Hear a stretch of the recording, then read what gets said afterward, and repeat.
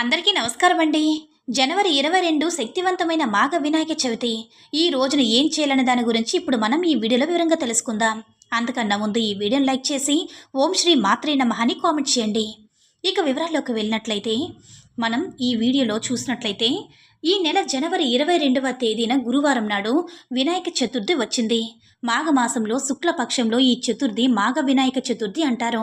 ఉత్తర భారతదేశంలో ఈ రోజున వినాయక చవితిగా జరుపుకుంటారు. ఇది అత్యంత శక్తివంతమైన రోజు. ఎందుకంటే ఇది వినాయక చవితిలో సమానమైన రోజు. కాబట్టి ఈ వీడియో మీ కంటపడిందంటే ఇది మీరు చాలా అదృష్టవంతులని చెప్పచ్చు. ఈ ఒక్కరోజు గణపతిని పూజిస్తే మీ పనుల్లో ఆటంకాలు తొలగిపోయి మీరు ఏది కోరుకున్నా వెంటనే నెరవేరుతుంది.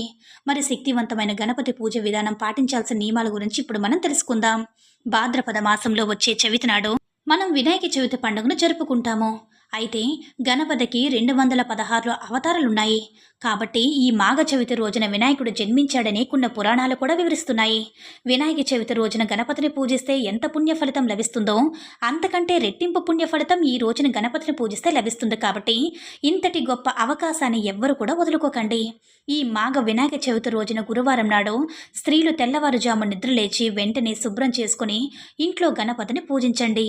ప్రతి ఒక్కరూ పసుపు రంగు వస్త్రాలు ధరించాలి.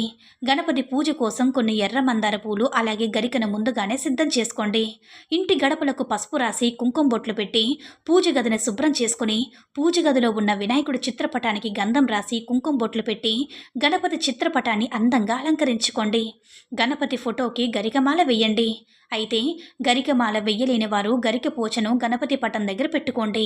జమ్మి ఆకులు అందుబాటులో ఉంటే గణపతికి సమర్పించండి. జమ్మి ఆకులతో గణపతిని పూజిస్తే శని దోషాలన్నీ వెంటనే తొలగిపోతాయి. గణపతి అందంగా అలంకరించి పసుపుతో ఒక చిన్న గణపతిని తయారు చేసి పసుపు గణపతికి కుంకుమ బొట్టు పెట్టి పుష్పాలు అక్షింతలతో పూజించి నమస్కారం చేసుకోండి. గణపతికి ఎదురుగా కొబ్బరి నూనెతో 2 దీపాలు వెలిగించండి.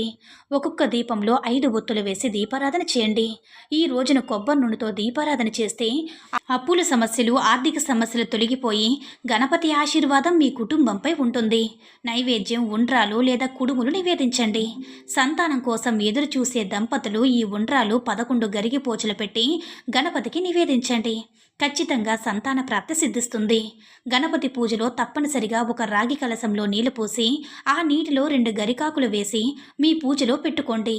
పూజ పూర్తయిన తర్వాత ఆ నీటిని తీర్థంలా స్వీకరించండి. ఈ గరిక తీర్థాన్ని స్వీకరిస్తే అనారోగ్య సమస్యలు మొత్తం తొలగిపోయి మంచి ఆరోగ్యం కలుగుతుంది. ఈ విధంగా గణపతిని పూజిస్తూ ఓం గన్ గణపతియే నమః అనే మంత్రాన్ని 21 సార్లు జపించండి. మీకున్న పనులు త్వరగా నెరవేరాలంటే గం క్ష ప్రసాదై నమః అనేసి ఒక మంత్రాన్ని మీరు 21 సార్లు జపించండి. చివరగా గణపతి హారతనిచ్చి 3 ప్రదక్షిణ చేసి గణపతికి నమస్కారం చేసుకోండి.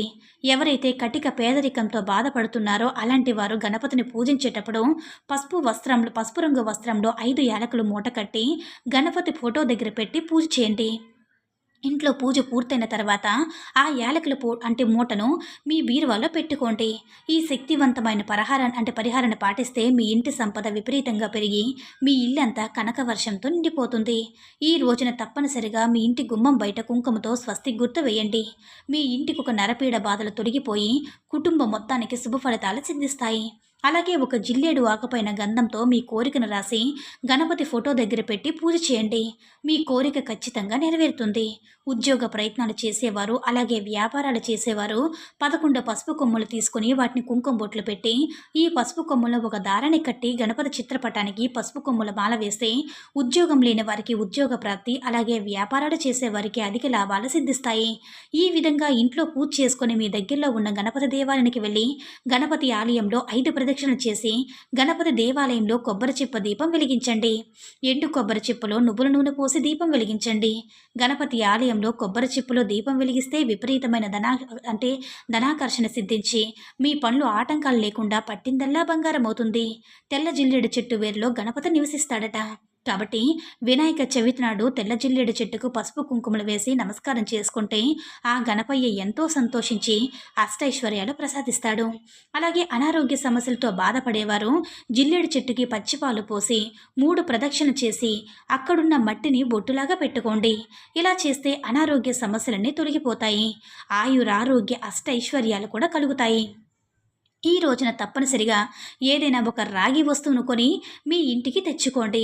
మీరు డబ్బు పరంగా బాగా కలిసి వస్తుంది. మీ భర్త ఆదాయం విపరీతంగా పెరిగి మీ ఇంటికి మంచి రోజులు రావాలంటే గణపతి ఆలయంలో గరికమాల సమర్పించి వినాయకుడికి నమస్కారం చేసుకోండి. విశేషంగా ఈ రోజున ఏదైనా దేవాలయంలో నువ్వుల దానం చేయండి. ఈ ఒక్కరోజు నువ్వుల దానం చేస్తే కోటిసార్లు నువ్వులు దానం చేసినంత ఫలితం అనేది లభించి కోరిన కోరికలన్నీ నెరవేరుతాయి. అయితే ఈ చతుర్థి రోజున ఒక ఎర్రటి వస్త్రంలో రాళ్ళుప్పు 2 లవంగాలు వేసి మూటలాగా కట్టి మీ ఇంటి గుమ్మానికి వేలాడదీయండి. ఇలా చేస్తే మీ ఇంటికి అనవసరమైన ఖర్చులు తగ్గి మీ ఇంటి సంపద పెరగడంతో పాటు కుటుంబంలో భోగభాగ్యాలు లభిస్తాయి. అలాగే ఈ రోజున ఉదయం స్నానం చేసేటప్పుడు నీటిలో రాళ్ళుప్పు వేసుకుని స్నానం చేయండి. ఇలా చేస్తే శని దోషాలు, రాహుకేతు దోషాలు తొలగిపోయి మీ జాతకంలో అదృష్టం అనేది పెరుగుతుంది. అలాగే ఈ రోజున వినాయకుడితో పాటు శివుణ్ణి కూడా పూజించాలి. అయితే ఈ గురువారం ఉదయం అంతా కూడా ఉపవాసం ఉండి సాయంత్రం మల్లెపూలతో శివుని పూజించి నువ్వులను నైవేద్యంగా సమర్పించి ఇంట్లో దీపారాధన చేసుకోండి. ఇలా చేస్తే వివాహం కాని వారికి వివాహ ప్రాప్తి, వివాహమైన ఆడవారికి దీర్ఘ సుమంగళి ప్రాప్తి సిద్ధిస్తుంది. సాయంత్రం సమయంలో ఒక గాజు గిన్నెలో నిండుగా రాళ్ళుప్పును పెట్టి ఉప్పు పైన 2 మిరపకాయలు పెట్టి మీ ఇంట్లో ఏదైనా ఒక మూలను పెట్టుకొని మరుసటి రోజు అంటే శుక్రవారం నాడు ఆ ఉప్పును తీసి ఎవరూ తిరగని ప్రదేశంలో పడవేయండి. ఇలా చేస్తే మీ ఇంటికున్న నరదృష్టి వెంటనే తొలగిపోతుంది. మీ ఇంటికి మంచి రోజులు కూడా ప్రారంభమవుతాయి. అలాగే సాయంత్ర సమయంలో కర్పూరం పైన నువ్వులు పెట్టి ఈ కర్పూరంతో గణపతిని హారతిచ్చి మీ ఇల్లంతా కూడా కర్పూరం పొగ వేయండి. ఇలా చేస్తే మీ ఇంట్లో ఉన్న దరిద్ర దేవత వెంటనే బయటికి వెళ్ళిపోయి మీ ఇంట్లోకి దైవశక్తులు కూడా ఆకర్షిస్తాయి. కోర్టు కేసులు, శత్రు భయంతో బాధపడేవారు వినాయకుడికి జిల్లెడు పూలతో పూజిస్తూ ఓం విఘ్నేశ్వరాయ నమః అనే మంత్రాన్ని జపించండి.